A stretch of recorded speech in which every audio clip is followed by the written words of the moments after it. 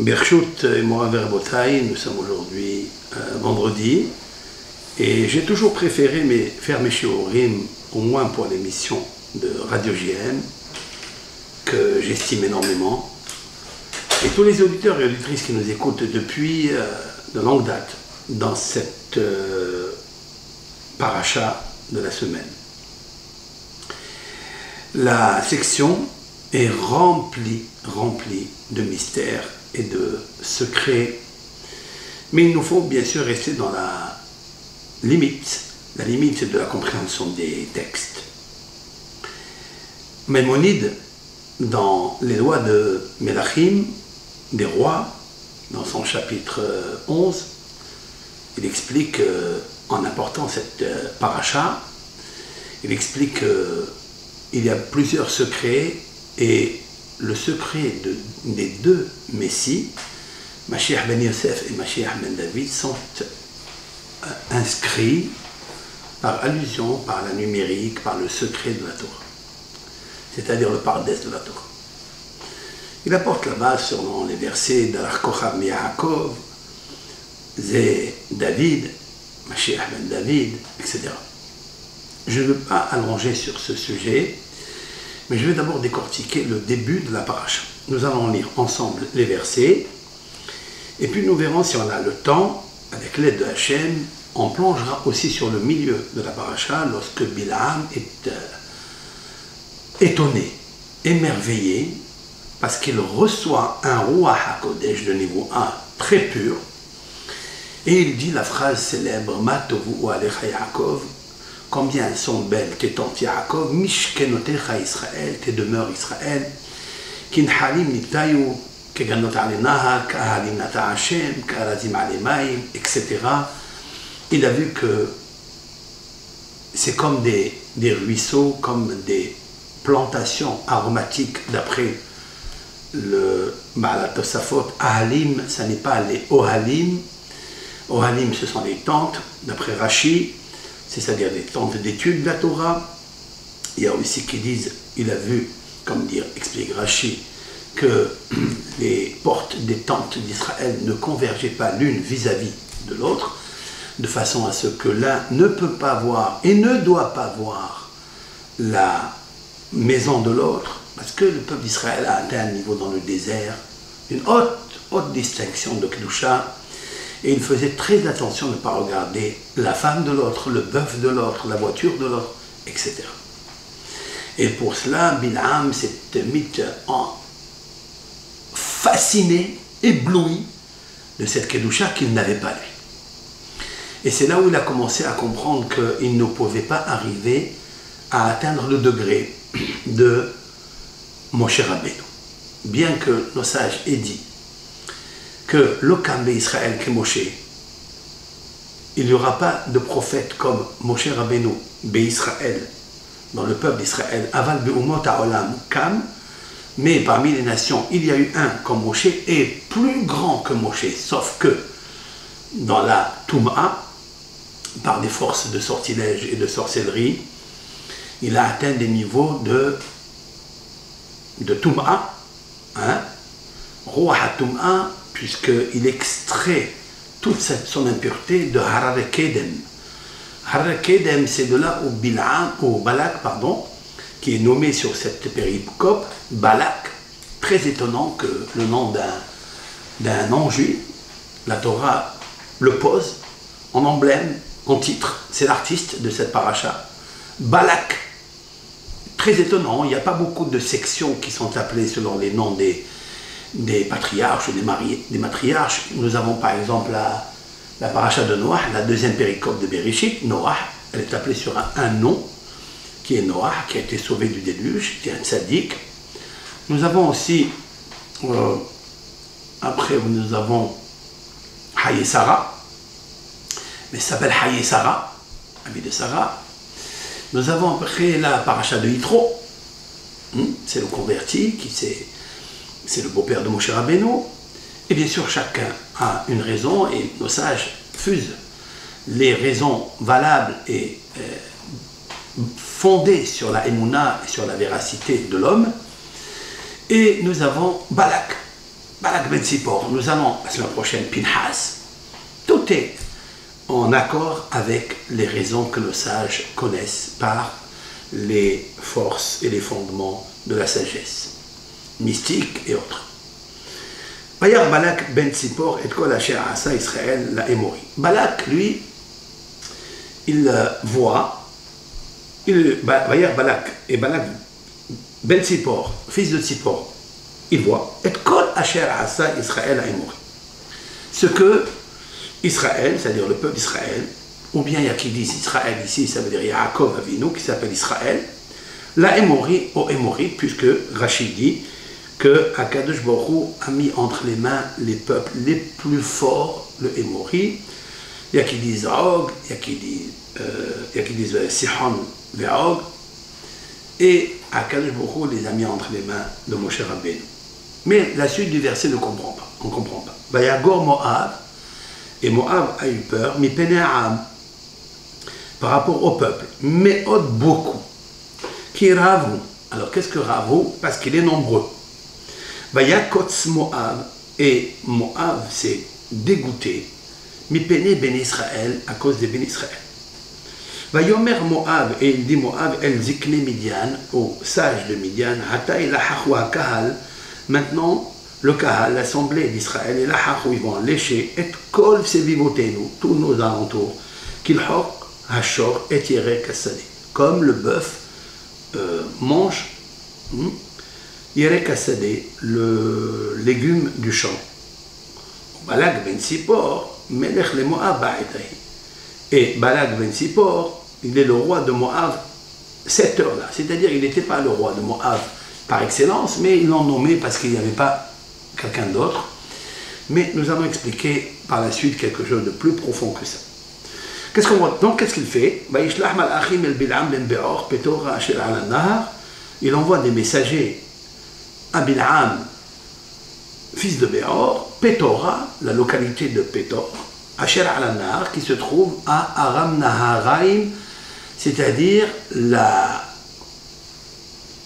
partie où habite Lavan Ha'arami, où ont grandi les Shvatim. Eretz Bene Amon, Amo, la terre de Bene Amo, des fils de son peuple. Alors, de qui s'agit-il? Rashi nous dit, Balak a envoyé à Bilam, parce que à Pétor, Aram Naharaim, c'est là-bas Asher al-Nahar qui se trouve sur le fleuve de Naharim, comme c'est marqué par la suite, que Bil'am va dire à Balak, Min Aram, Be'al Kedem, que depuis Aram, les montagnes de Kedem, Balak m'a appelé pour aller maudire le peuple d'Israël. Cela veut dire que Balak se trouve à Aram Naharaim. Et nous allons apporter des preuves que, en fait, Balak n'est pas né ni à Midian, ni à Moab. Balak est né à Aram Naharaim et Bil'am aussi. Ils étaient complices, ils étaient voisins dans cette ville-là de Lavan Ha'arami. Et c'est pour ça que c'est marqué la Émori. Asher Asa Israël, la Émori. Balak, il a vu ce qu'a fait Israël, c'est-à-dire Yaakov. La Émori, à Émori, c'est qui le Émori? Le Émori, c'est le Arami. Regardez les mots de Émori, est égal à la Arami. Qui est le Arami? Lavan Ha'arami. C'est-à-dire qu'il sait ce qu'il a fait Yaakov à Lavan. Ça veut dire que Lavan a voulu, l'accord est accord, Lavan il a voulu déraciner tout, c'est-à-dire induire Yaakov dans l'erreur et le faire tomber dans le péché de l'orgueil et dans le péché de la sexualité pour qu'il puisse ne pas avoir la Kedusha et donner naissance à 12 Shevatim. Mais Yaakov est sorti intact, parfait, de la maison du Émori de Arami, de Lavan Arami. Et pourquoi en fait il a cherché Bil'am? Parce que Bil'am, disent nos sages, Koho Befiv. Parce que nos sages disent pourquoi ils demandent Ezikne Midian. Moab Ezikne Midian. Moab, ils savent que Balak et de la ville de Aram, la ville de Bil'am. J'ajouterai une petite parole secrète du Ari Akadosh, que Bil'am est le Gilgul, la réincarnation de Lavan. Comme ça il dit le Ari Akadosh. Je ne vais pas m'attarder puisque c'est un cours à la radio et c'est un cours qu'il doit être toujours le plus clair, le plus simple, le plus compréhensible.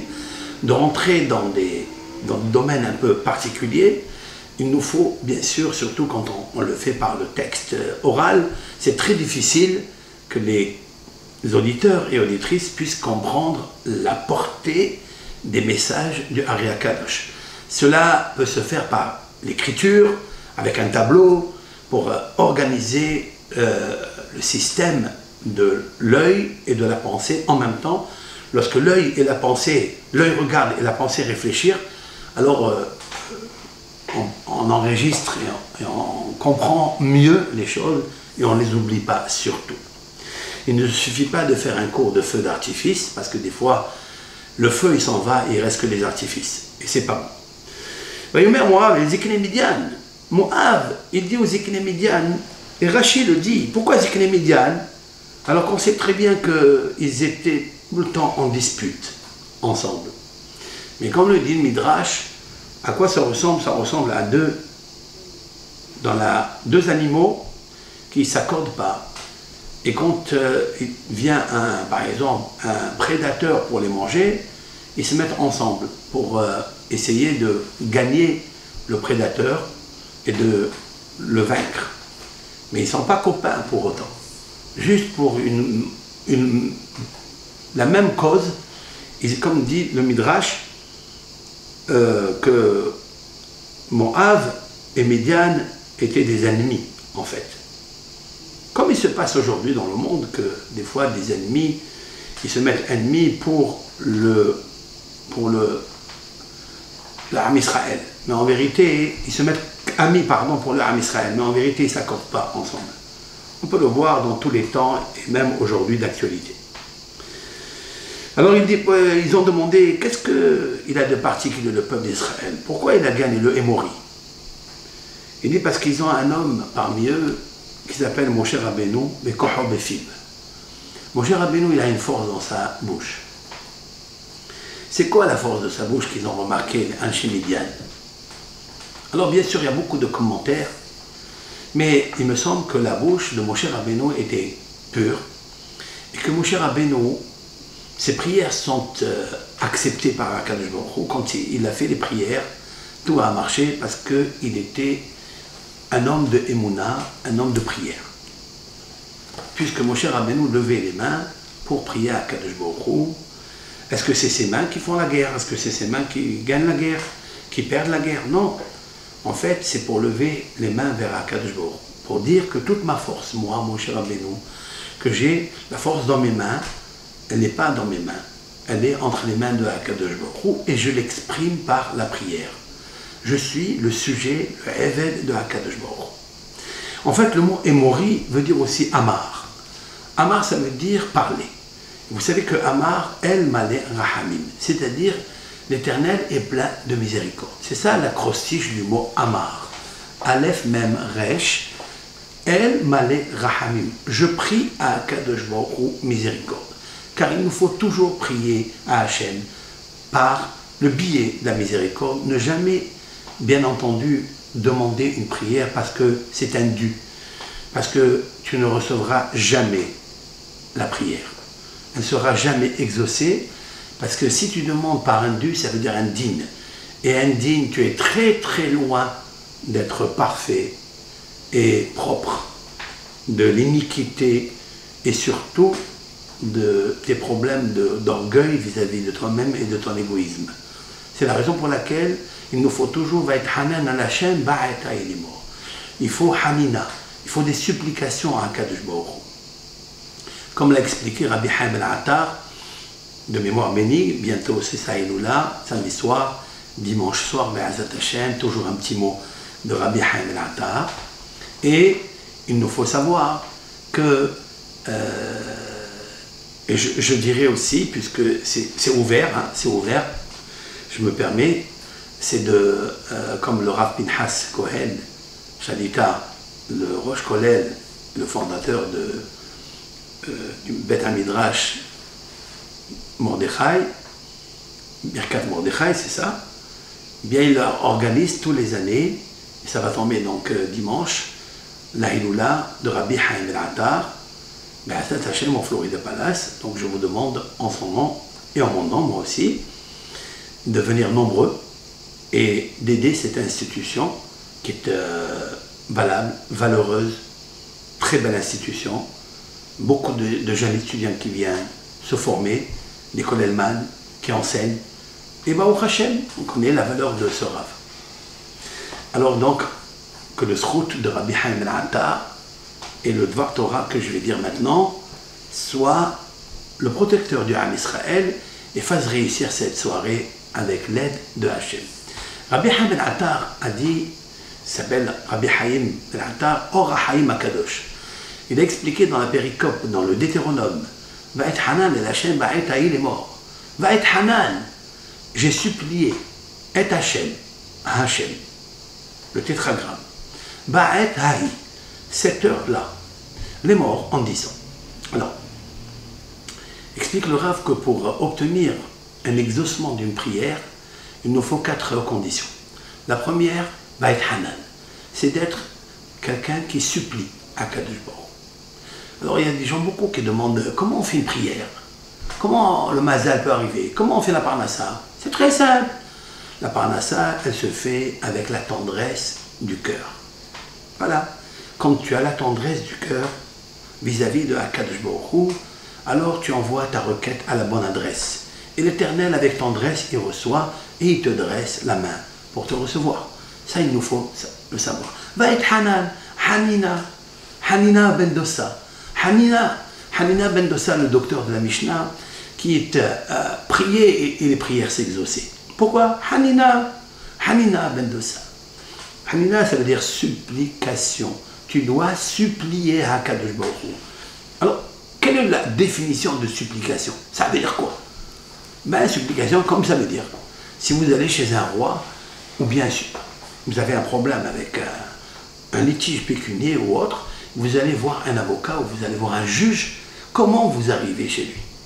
Vous arrivez chez lui, tête basse, avec soumission et avec supplication pour lui demander de faire un favoritisme ou une faveur, etc. Quand on prie à Kadosh Baruch Hu, va être Hanan el Hachem. Je prie à Hachem avec supplication. El Hachem. La deuxième chose, la deuxième condition, El Hachem. Hachem étant le tétragramme. Le tétragramme, cela veut dire Yud Ke Vav Ke, ce que les nations ne connaissent pas, ce que Bilam ne connaît pas, ce que Balak ne connaît pas, ce que Pharaon n'a pas connu. Lo yadati et Hachem. Je ne sais pas qui est Hachem. Ça veut dire quoi? Je sais qu'il existe Elohim, je sais qu'il existe une force insoupçonnée dans le monde qui est supérieure, suprématie, qui gouverne le Teva, la nature, c'est lui Elohim, c'est lui qui crée le tsunami, c'est lui qui crée, je sais tout ça. Mais je ne sais pas qu'il a la force de la miséricorde, qu'on peut le supplier. C'est-à-dire le pharaon n'admet pas de supplier à Kadosh Baruch. Ne lui demande pas les rahamim, la miséricorde. Pourquoi? Parce qu'il se pensait, lui, autant qu'orgueilleux, il se pensait un dieu, comme l'expliquent les Mefarshim dans les péricopes de Shemot. En fait, Hakadosh Baruch Hu, il est Yud Ke Vav Ke. C'est la deuxième condition, cela veut dire il est Kulo Rahamim. Il est entièrement miséricorde et compassion. Ça, c'est la deuxième condition. Donc, la première, il nous faut prier avec supplication. La deuxième, tu t'adresses au nom du tétragramme Yud Ke Vav Ke, c'est-à-dire miséricorde. La troisième, Ba'et Haï, il faille faire ta prière à la bonne heure. Quand c'est Shaharit, Shaharit, Minha, Minha, Arbit, Arbit, fais-le avec supplication à la bonne heure. Il y a des moments de volonté, de miséricorde, choisis-la. Les morts, la quatrième, les morts, c'est-à-dire en disant, sois précis dans tes prières. Ne demande pas 1000 choses, demande une et sois précis. Je voudrais, avec l'aide de Hachem, faire correspondre cette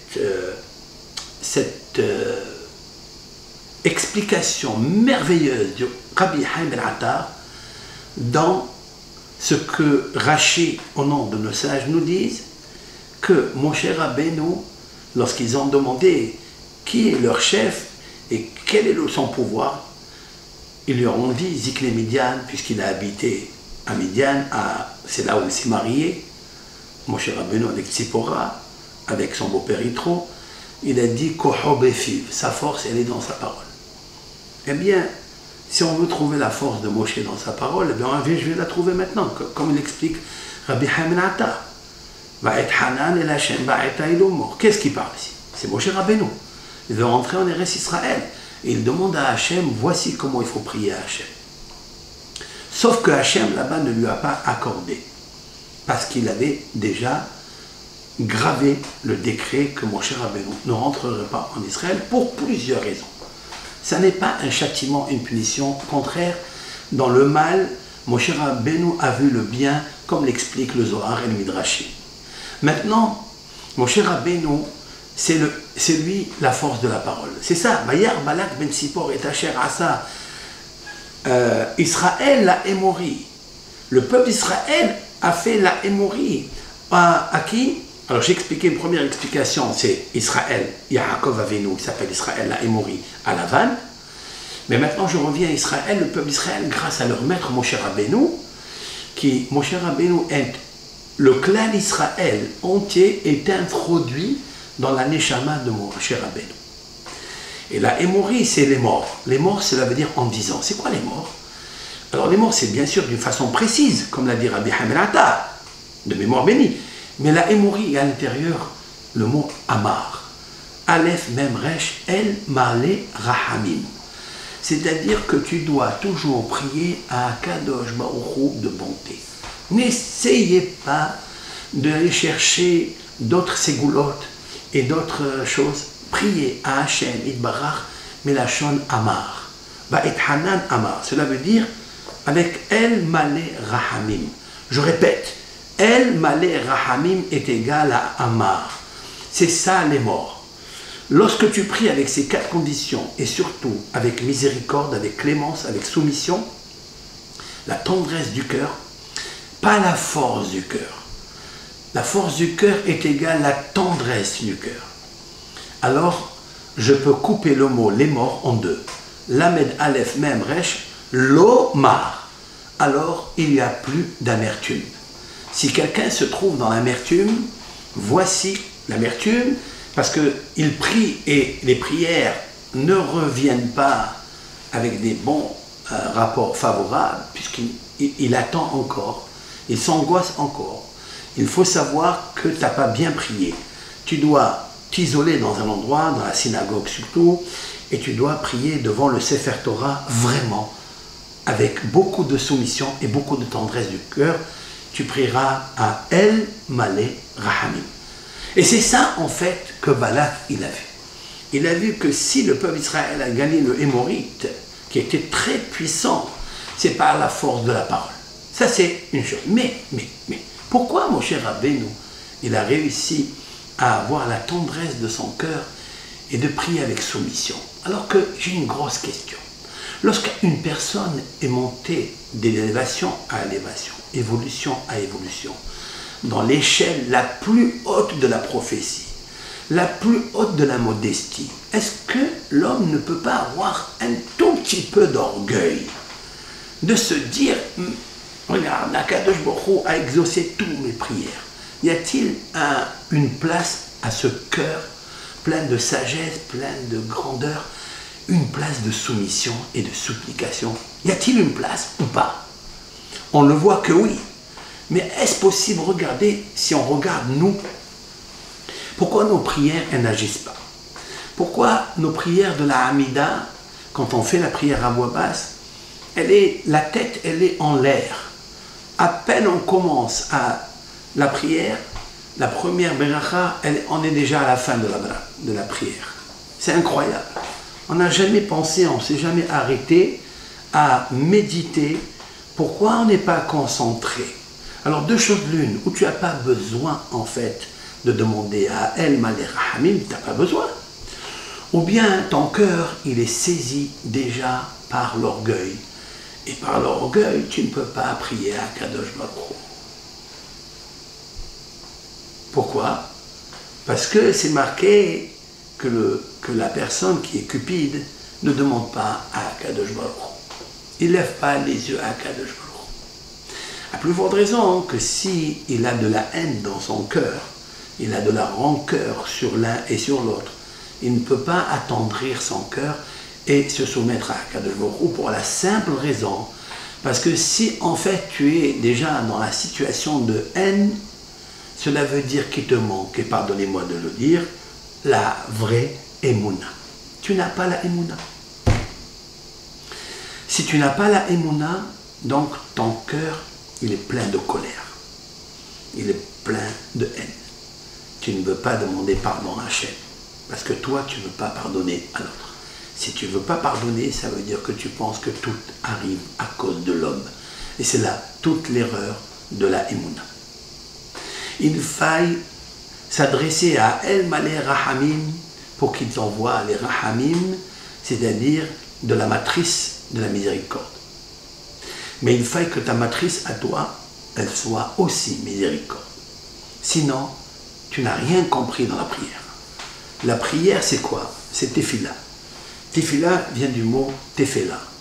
Tefela, ça veut dire second. Tu dois être second. Tu dois être petit, amenuisé, toujours second, pas le premier. Ne pense pas que tu es le plus grand, que tu es le grand, que c'est un dû. Non. Va être Hanan el Hashem ba'etai. Oui, je dois choisir une heure particulière. Ne pense pas que tu es un grand sadique comme Moshe Rabbeinu. Tu peux prier à n'importe quelle heure. Non. Ba'etai. À ce moment-là, et la meilleure filat shahrit, minha, surtout shahad ratson, tu peux prier à Kadosh Baruch Hu, mais avec soumission. Alors, El Malé Rahamim, et donc les morts, l'Omar, tu ne seras plus amer. Tout sera exaucé. Et c'est ça que Balak il a vu. Il a vu que Yaakov Avinu, pour la première explication, il a vu que Yaakov Avinu, il était un homme de prière. Qu'est-ce que faisait Yaakov Avinu tous ces temps, demandent nos sages? Tout le temps qu'il était avec Lavan pendant 20 années, il était avec Lavan, il faisait quoi les nuits et les jours? Seulement, il était berger. C'est ça Yaakov Avinu, que de lui sont sortis les Shvatim? Non, il a choisi d'être berger pour être isolé, pour être à l'extérieur de tout ce qui est matérialité. Et quand il était à l'extérieur dans le désert, il levait les mains et ouvrait la bouche à Kadosh Baruch Hu. Et d'après le Midrash, c'est lui qui a composé les 150 Tehillim que nous connaissons, que David Ameler a repris et a posé dans les psaumes. Ça veut dire que Yaakov a la force de la parole, lui aussi. Torah tziva lanu Moshe morasha keilat Yaakov. On voit que Moshe a la force de la parole, Kohobefiv. Et Yaakov, il a construit sa Kehila, il a construit son assemblée et sa communauté grâce à Yaakov, parce que Yaakov, il était petit, Akev, talon, il ne se considérait pas que tout est dû. Il priait Katonti Mikola Hasadim ou Mikola Emet. Je suis le petit, Katonti, je ne mérite pas Hachem. Si tu fais quelque chose avec moi, ce n'est pas parce que j'ai fait des mitzvot, parce que j'ai fait le service divin comme tu me le demandes. Non, je ne me sers pas de ça. Je me sers de Katonti Mikola Hasadim. Je suis petit. Mikola Hasadim ou Mikola Emet. Voilà Yaakov Avinu Kohabefil. Et c'est ça que Vayar Balak Ben Sipor et Kol Asher Hasa Hashem Laïmou. Maintenant, après ces deux explications, on peut comprendre la suite. C'est que Balak, il n'a pas peur. Il n'est pas marqué que Balak il a eu peur. Balak n'a pas peur du tout. Alors qui a peur? Vayagor Moab.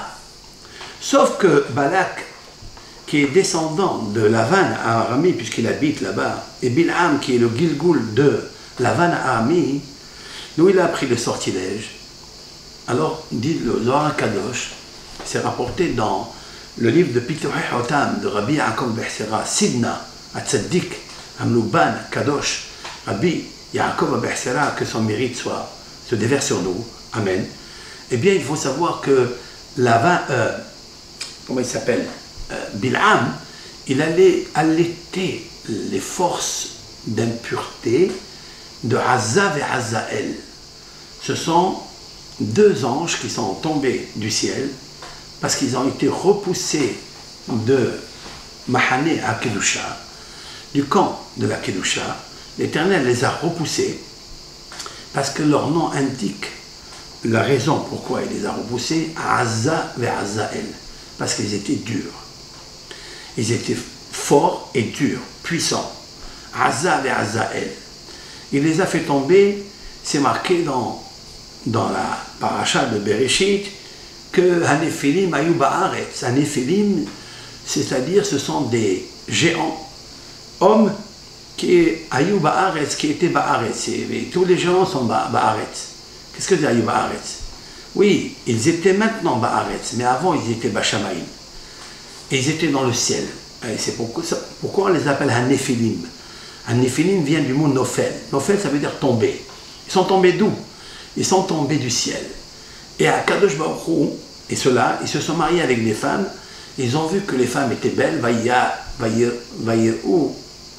Qui Anashim Tovoten. Ils ont vu que les femmes, elles étaient belles, Tovot. Et ils se sont mariés avec elles. Et ils ont donné des géants. Et Kadosh Baruch Hu s'est mis en colère. Après eux, il les a envoyés dans Har Kedem. Les montagnes de Kedem. Les montagnes de Kedem, c'est là où nous sommes. C'est-à-dire dans la paracha de Aram Naharaim. Aram Naharaim, c'est là où habitait Lavan, c'est là où Yaakov est allé chercher les Neshamot des douches Shevatim. Il a extrait toute la force de la Kdusha, il l'a extrait de l'obscurité où habitait Azza et Azaël, Behar Kedem.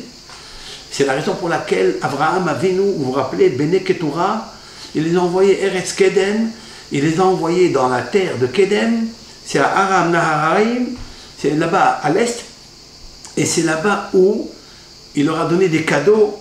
Quel cadeau il leur a donné aux enfants de Ketura?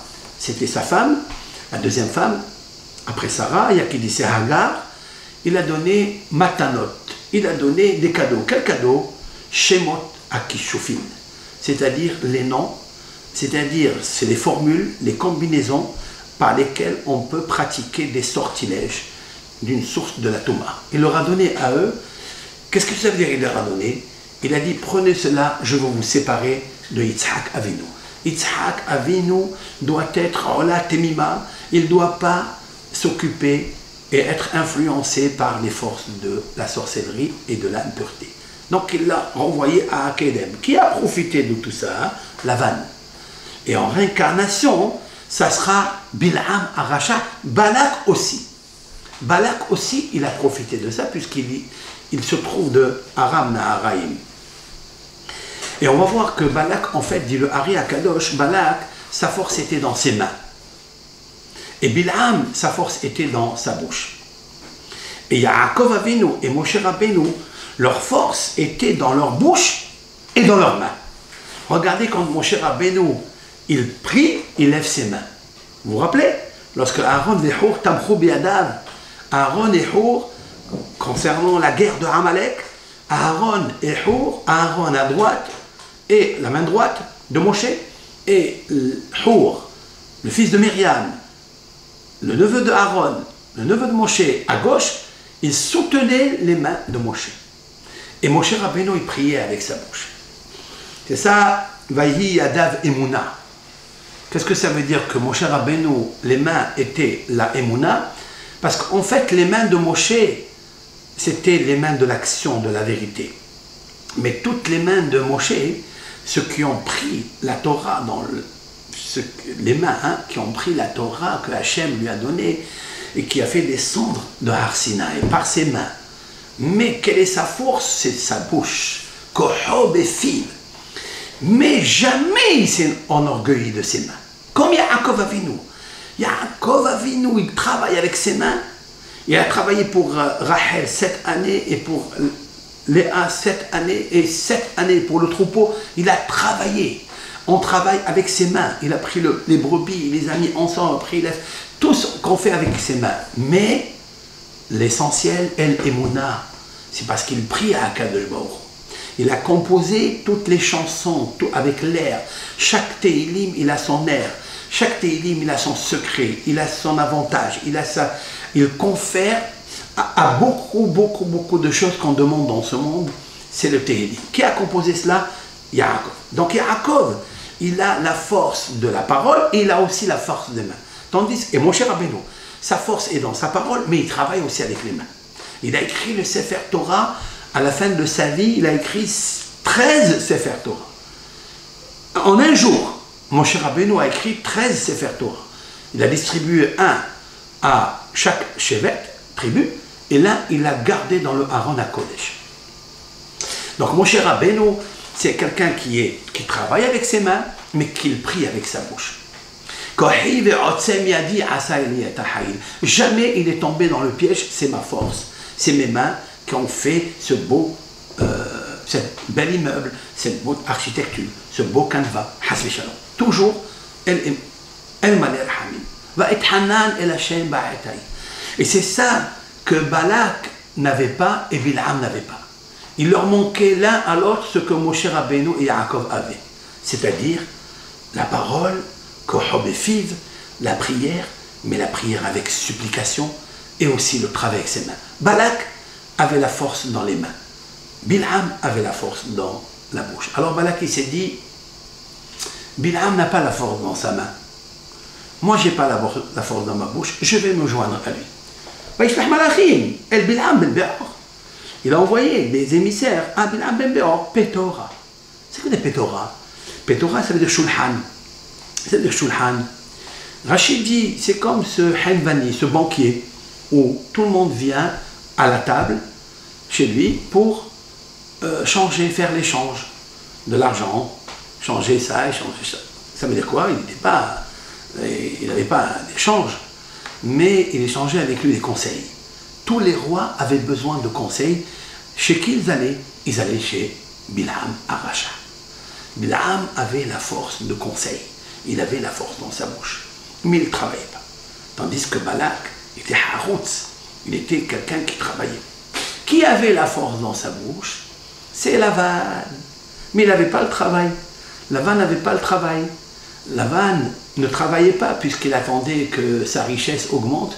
Et c'est lorsque Yaakov est venu que la richesse de Lavan ça a augmenté. Puisque les enfants de Lavan, eux, ils travaillaient. Mais Lavan ne travaillait pas. Lavan, il s'occupait d'entourlouper les gens avec sa bouche, puisqu'il a entourloupé Yaakov Avinu 100 fois par la bouche. Un jour il lui dit ça, un jour il lui dit ça, koyomar, ve'im koyomar, ve'im koyomar, ve'im koyomar. Comme l'a dit Yaakov à Rachel et Léa, lorsqu'il a dit maintenant, c'est fini, nous allons partir. Quand est-ce que c'est fini? Lorsque le bœuf est né. Qui est le bœuf? C'est Yosef Hatzadik. Lorsque Yosef est né,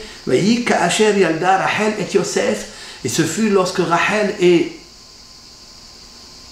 a donné naissance à Yosef, et Yaakov dit à Lavan, renvoie-moi, je veux retourner chez moi à la maison. Et nos commentateurs nous disent, pourquoi quand il est né, Yosef, qu'est-ce qu'il a? Rachi explique parce que la descendance de Yosef, ça sera celle qui va infléchir la puissance de Amalek. Amalek, c'est la force de la bouche et c'est la force des mains. Et Yosef, c'est le bœuf, c'est celui qui travaille avec son corps. Yosef a travaillé pendant des années chez le pharaon. Et tout ce qu'il faisait, on remarquait chez lui que sa bouche chuchotait, murmurait les prières. Le Poutifar avait vu que la bouche de Yosef chuchotait tout le temps et lui a demandé, qu'est-ce que tu fais quand tu travailles? Je te vois quand tu manges un fruit, tu dis quelque chose, tu peux m'expliquer qu'est-ce que tu dis? Il dit, El Malé Rahamim, je remercie Hakadosh Baruch Hu. Il dit, en même temps que tu travailles, oui, cela veut dire que la quintessence, c'est que Yosef a fait la force du bœuf. Le bœuf, c'est quelqu'un qui travaille énormément, sauf que Yosef avait aussi la force de la parole. Parce que Yosef, Halol Elohim Pitronim, lorsque le pharaon, on lui demande, j'ai entendu parler que tu sais interpréter les rêves, eh bien, il est poter halom. C'est-à-dire, c'est quelqu'un qui arrive à éclater l'obscurité du songe. Parce qu'il y a beaucoup de mensonges dans un rêve, il nous faut trier et éclairer la lumière, le message, l'interprétation du rêve. Et tous les rêves s'interprètent selon l'interprétation de la bouche, comme dit la Gemara dans le traité Berachot 55a. Poter. Et là, la conjonction avec Amalek, parce qu'il avait les deux. Amalek, c'est un grand guerrier, mais il avait aussi la force dans sa bouche. Et en fait, Yosef, c'est le seul qui pourra combattre et infléchir Amalek. C'est la raison pour laquelle, lorsque vous prenez les mots de Balak, avec les mots de Bilam, vous trouverez à l'intérieur Babel, Amalek. C'est une parole du Zohar Kadosh. Balak et Bilam, vous avez 7 lettres. À l'intérieur, il y a Babel et vous avez aussi Amalek. De quoi s'agit-il? Amalek, c'est la force de la parole et c'est la force du travail des mains. Et Babel, c'est tout à fait le contraire. Babel, c'est qu'ils ont voulu faire avec une seule parole, avec un seul dialogue. Revenons à l'histoire de la Genèse de la tour de Babel. Pourquoi elle s'appelle Babel? Parce que Balal Hashem et Tsefatat. Parce que l'Éternel, il a brouillé, perturbé leur langage. C'est ça Babel. Babel, c'est Bilham et Balak, c'est-à-dire Amalek et Babel. Le bilboul que Balak n'avait pas. C'est-à-dire, Balak, il savait travailler avec ses mains, mais il n'avait pas la parole. C'est celui qui a construit les briques pour monter très haut, parce qu'ils avaient la force de la parole. La génération de Babel, la génération de la tour de Babel avait la force de façonner, de fabriquer les pierres, les briques. Aval nilbena, venisrefa, nisrefa. Ils avaient la parole, le Lachon HaKodesh. Ils parlaient tous la langue Kodesh, la langue sacrée. Et c'est la raison pour laquelle ils pouvaient réussir et monter très haut par leur travail aussi. Et voilà que lorsque l'Éternel les a dispersés, ils ont perdu et la force de la main, puisqu'ils ne peuvent plus construire la tour de Babel, et en plus, ils ne peuvent plus être ensemble pour conseiller, trouver un autre stratagème et astuce pour monter et se disputer, entre guillemets, avec le Créateur. Cette fois-ci, toutes ces forces négatives se sont retrouvées chez Balak et chez Bilam.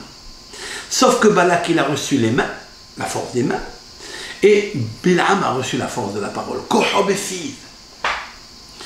Mais Yosef, ça dit que c'est le bœuf. Et Yosef, c'est là que Moab a très peur. Vayomer Moab Ezikle Midian. Moab, il dit à Ezikle Midian, mais pas Balak. Balak, il n'a peur de rien. C'est pas marqué que Balak, il a eu peur. Balak, il a vu. Comment il arrive à voir? Parce que Balak, c'est une force qu'il y a en lui, qui est une force de Lavan à Arami. Vayar Lavan.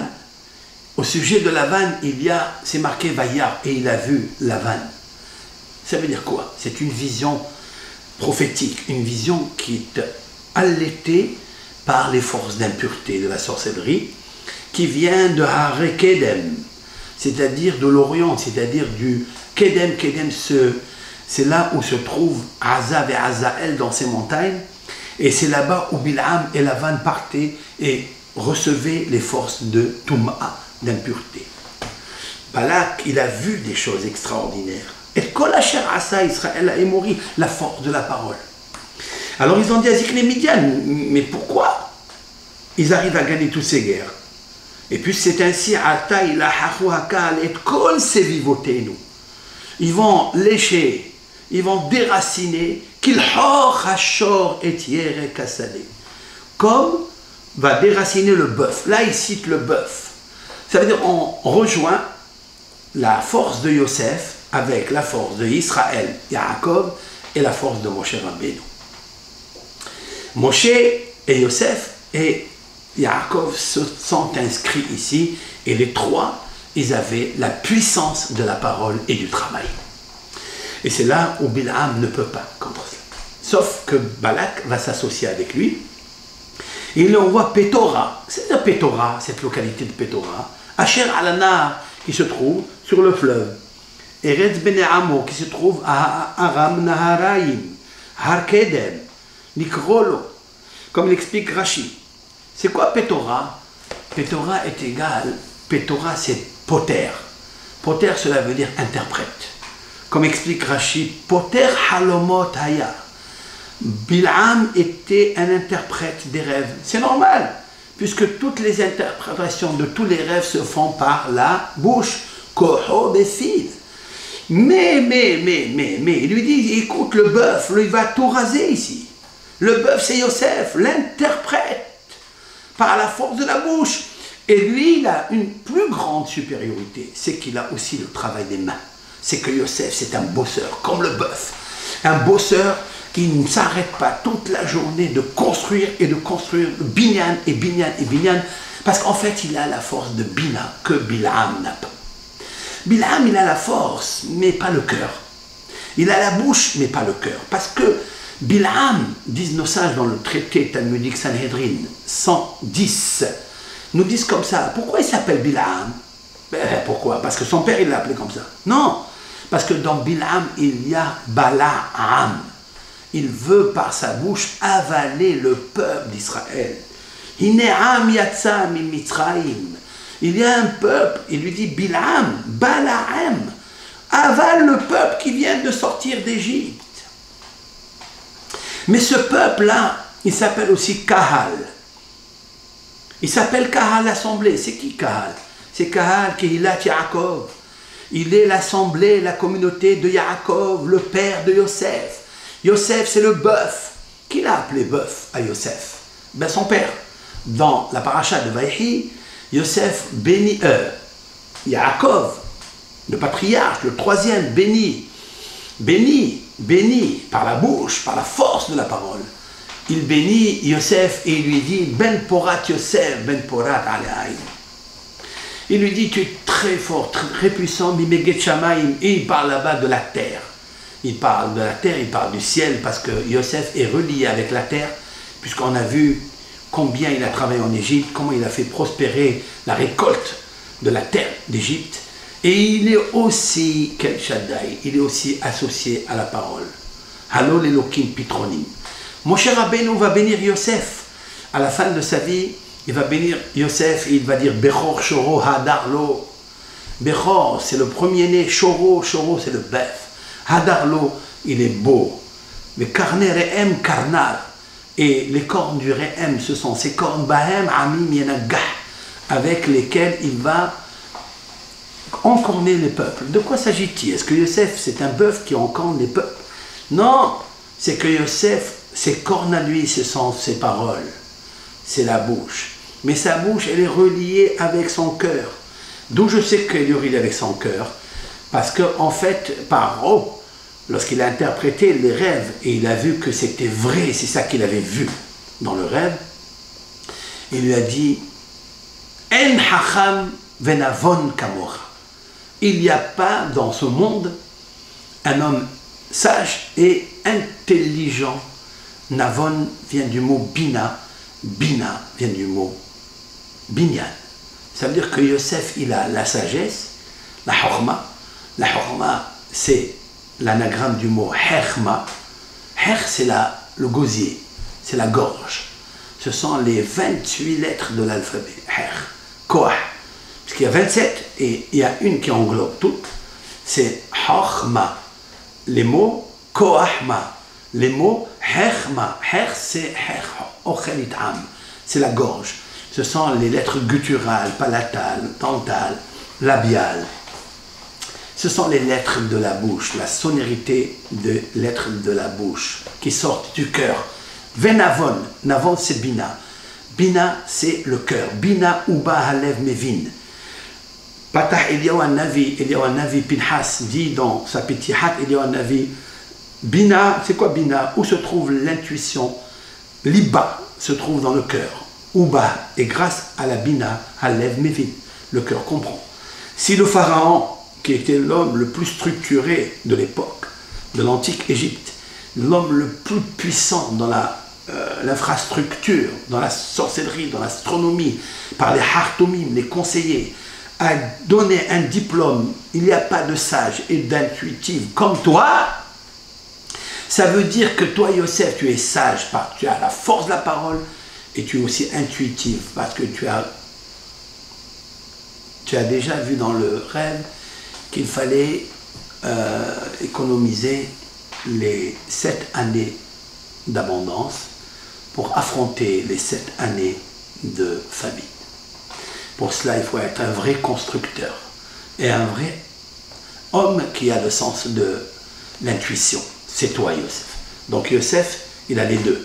Et c'est là que Balak lui dit, écoute, qu'il hokashor Pétora. C'est vrai que tu habites à Pétora, mais tu ne sais qu'interpréter les rêves. Mais tu n'as pas la force de la parole. La force de la parole qui vient du cœur, elle vient de la Touma. Et en fait, écoutez bien maintenant ce que nous allons dire avec l'aide de Hachem. De quoi il a peur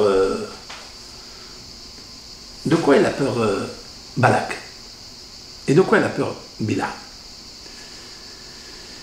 C'est marqué ici quelque chose de très intéressant. En haut, dans la paracha de Hukat, il est marqué Oilecha Moab.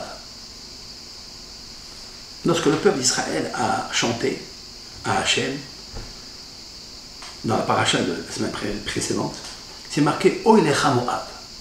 Malheur à toi, Moab. Avad Ta'am, tu as perdu le peuple. Etc. De quoi s'agit-il? De quel peuple? Et pourquoi c'est un malheur pour lui? Explique le Rav Hida, de mémoire bénie, dans son livre Nahal Kedomim. Nahal Kedomim, c'est un livre qui a été écrit de Hida sur les parachutes de la semaine et aussi sur les Haftarot. Il explique là-bas au nom des Rabbanés Ashkenaz, c'est des maîtres de Kabbalah, des Anekevot Mutarot.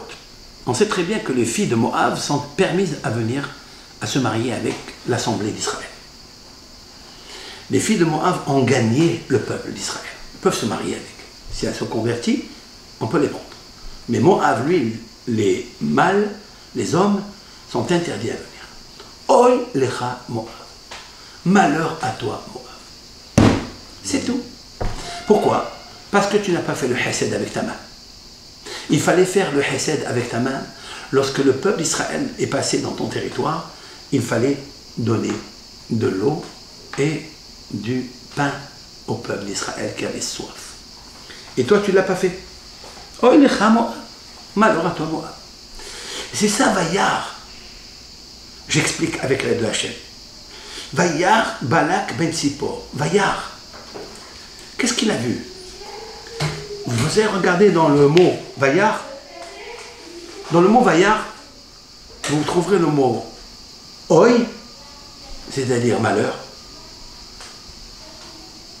À quoi malheur? Balak, il a vu que Moab, il a fait une très grosse bêtise. Moab, il a fait une très grosse bêtise. C'est laquelle? C'est qu'il n'est pas sorti à la rencontre du peuple d'Israël. Et c'est pour ça, Vayagor Moab. C'est quoi Vayagor Moab? Il y a le mot Vaï, guerre. Vaï, c'est malheur. Guerre, conversion. Malheur que je n'ai pas pu avoir la conversion et de rentrer dans le Ham Israël. Oilecha Moab, Avatam. Tu as perdu le peuple d'Israël. Pourquoi? Tu as demandé quelque chose. Tu as demandé d'apporter avec ta main, de t'apporter un peu de pain et de consoler, et de dire des bonnes paroles à ce peuple qui était fatigué. Il vient de sortir des restes Israël. De Mitzraïm, tu n'as rien fait pour lui. C'est ça, Vayakotz Moab. Vayakotz Moab, il s'est dégoûté Moab. Pourquoi? Vaï Ketz, Vaï malheur, à la fin des temps. À la fin des temps, Moab va être celui qui va essayer d'acquérir, d'hériter la terre d'Israël, mais il ne pourra pas. Il est déjà rayé de la carte par rapport à Oilecha Moab, parce que tu n'as pas fait du Hesed. Et reste Israël, c'est une terre qui reçoit tout le monde. C'est une terre qui peut recevoir toutes les nations, excepté La terre d'Israël, je ne parle pas des hommes, je ne parle pas des gouverneurs, je ne parle pas des États, ceux qui sont aujourd'hui à l'initiative du gouvernement. Je ne parle pas des hommes. Les hommes sont que des marionnettes. Oilecha Moab, tu ne peux pas hériter la terre d'Israël. La terre d'Israël est donnée à Abraham, Yitzhak et Yaakov, qui eux ont la force de la Emouna et ont la force du Hesed, de la bonté. Abraham, en Eretz Israël, il a ouvert une auberge. Et là, les gens travaillaient, faisaient la cuisine, recevaient tout le monde, les païens, les idolâtres, les hommes, tout le monde, tout celui qui voulait venir, ils rentraient, mais Abraham leur donnait à manger, mais il leur disait, bénissez l'Éternel, faites l'action de grâce. C'est comme ça qu'Abraham, en Eretz Israël, parce que Eretz Israël, c'est une terre qui est la pupille de Dieu, et la pupille de Hachem, c'est Rahamim. El Malé Rahamim. Si quelqu'un il est cruel, il ne pourra pas assister ni à la conversion du judaïsme, ni au Ketz. Alors il a dit, vaï Ketz, malheur, j'ai perdu le Ketz, j'ai perdu, puisque je ne peux pas me convertir au judaïsme, les hommes. Hein. Alors ça sera fini, je n'aurai pas le mérite de Ketz Ayamim, c'est-à-dire de l'avènement messianique. Vaya Gor Moab, vaille guerre, je ne peux pas me convertir, donc vaille Ketz, malheur, j'ai échappé, j'ai perdu le Ketz Ayamim. Alors qu'est-ce qu'il fait? Il essaye de maudire le peuple d'Israël. Pourquoi? Parce qu'il sait que les femmes sont permises. Les femmes de Moab, Moavites, il sait que, cela veut dire il sait que Ruth va sortir de lui, et Ruth, à Névéa, à Moabite, pardon, et Névéa aussi, elle a suivi sa belle-mère en Eretz Israël, et en Eretz Israël, elle s'est mariée avec la tête des Sanhedrin, c'est-à-dire la descendance de Yehuda qui va donner David à Melech. Le soir même, c'était la veille de Yud Zayin Betamouz, dit le Midrash, c'était le 17 Tammuz, la veille, il s'est marié, et le 17 Tammuz, Boaz est mort. Et Ruth est enceinte. Qui est né de Ruth? Oved. Oved, c'est qui? Oved, c'est un nom, Oved. Très bien. Mais Oved, ça veut dire Avoda. Ça veut dire le travail. C'est les mains. Oved. Oved est à Adama. Vaïkaïn. Oved est à Adama. C'est quelqu'un qui travaille le sol. Après Ishaï. Et Ishaï est dans David. Et David, il a les deux. Il a la force de la bouche. Va'ani tefila. Je suis la prière. David Amelech, il dit, je suis la prière. Toute sa force, elle est dans sa prière. Et aussi, c'est un grand guerrier. Sa force est dans ses mains. Il a les deux forces. C'est la raison pour laquelle Ruth, elle a les deux aussi. Parce qu'elle est partie glaner, elle est partie travailler chez Boaz. Et qu'est-ce qu'elle a dans sa bouche? Que des bonnes paroles. Une bouche qui a remercié Akadosh Baruch Hu méritera d'avoir Oved, Ishaï et David et Shlomo Amelech. Shlomo Amelech, Hacham, Gadol. Ça veut dire quoi? Ils ont la force de la bouche et la force des mains. Le travail. C'est la raison pour laquelle Vayagor Moab, Mipenéam, il a peur. C'est quoi Mipenéam? Mipenéam parce qu'il ne peut pas rentrer à la conversion à cause du peuple. Dans ce peuple-là, il est marqué Oilecha Moab. T'as fini, c'est fini, tu ne peux plus. À cause de quoi? Petite chose. Hesed. Ce monde doit être rempli de Hesed. Je continuerai avec l'aide de Hachem, ce shiur-là, pour une deuxième partie, parce qu'il est lent et le temps est arrivé d'arrêter mon émission. Kol Tov Lachem, Shabbat Shalom, et une bonne paracha que Hachem Yitbarach nous donne toujours l'intuition, la compréhension des textes de la Torah et de diffuser la Torah au Am Israël et à tous ceux et celles qui veulent écouter, comprendre et peut-être un jour faire du bien avec les autres et surtout avec le peuple élu, le peuple d'Israël, parce que le Am Israël est né justement pour révéler la notion de la bonté, la vraie bonté, par la prière, par l'étude de la Torah, par la connaissance des sages et aussi par le cœur, surtout par le cœur, c'est-à-dire quand on a un bon cœur, on a une bonne main, et c'est-à-dire le don, c'est par le don de soi, par l'amour de l'autre, etc. Et Ratson que s'accomplisse chez nous et la force de Moshe, et la force de Yaakov, et la force de Yosef Hatzadik, que ces trois tzadikim nous donne la force de travailler avec nos mains pour faire les mitzvot, pour mettre le talit, pour mettre les téphilines, pour poser les mezuzot et aussi faire des bénédictions, faire des prières, étudier la Torah. Amen. Kol tov lachem.